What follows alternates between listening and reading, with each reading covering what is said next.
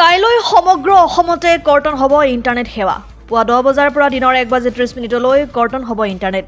তৃতীয় বৰ্গৰ নিযুক্তি পৰীক্ষাৰ বাবে সমগ্ৰ অসমতে কৰ্তন হ'ব ইণ্টাৰনেট সেৱা। কেৱল mobile internet, mobile data, mobile wifi সেৱা পুৱা 10 বজাৰ পৰা দিনৰ 1:30 বন্ধ থাকিব। অৱশ্যে ভইচ কল আৰু ব্ৰডবেণ্ড সেৱা অব্যাহত থাকিব। অসম চৰকাৰৰ গৃহ আৰু ৰাজনৈতিক বিভাগে এক নিৰ্দেশনাযোগে এই কথা জানিবলৈ দিছে।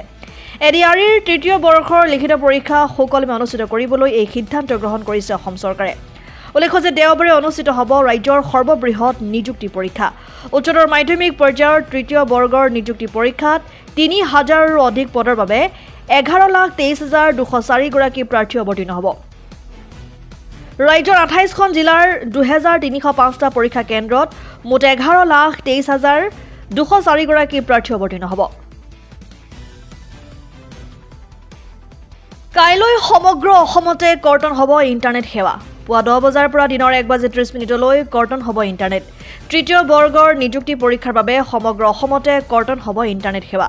কেৱল mobile internet, mobile data, mobile wifi সেৱা পুৱা 10 বজাৰ পৰা দিনৰ 1:30 বন্ধ থাকিব। অৱশ্যে ভইচ কল আৰু ব্ৰডবেণ্ড সেৱা অব্যাহত থাকিব।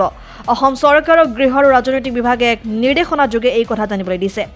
ADREৰ তৃতীয় বৰ্ষৰ লিখিত পৰীক্ষা সুকলমে অনুষ্ঠিত কৰিবলৈ এই সিদ্ধান্ত গ্ৰহণ কৰিছে অসম চৰকাৰে। উল্লেখ্য যে দেওবাৰে অনুষ্ঠিত হ'ব ৰাজ্যৰ সৰ্ববৃহৎ নিযুক্তি পৰীক্ষা। উচ্চতৰ মাধ্যমিক পৰ্যায়ৰ তৃতীয় বৰ্গৰ নিযুক্তি পৰীক্ষাত ৩,০০০ৰো অধিক পদৰ বাবে ১১,২৩,২০৪ গৰাকী প্ৰাৰ্থী অৱতীৰ্ণ হ'ব। ৰাজ্যৰ ২৮খন জিলাৰ ২,৩০৫টা পৰীক্ষা কেন্দ্ৰত মুঠ ১১,২৩,২০৪ গৰাকী প্ৰাৰ্থী অৱতীৰ্ণ হ'ব।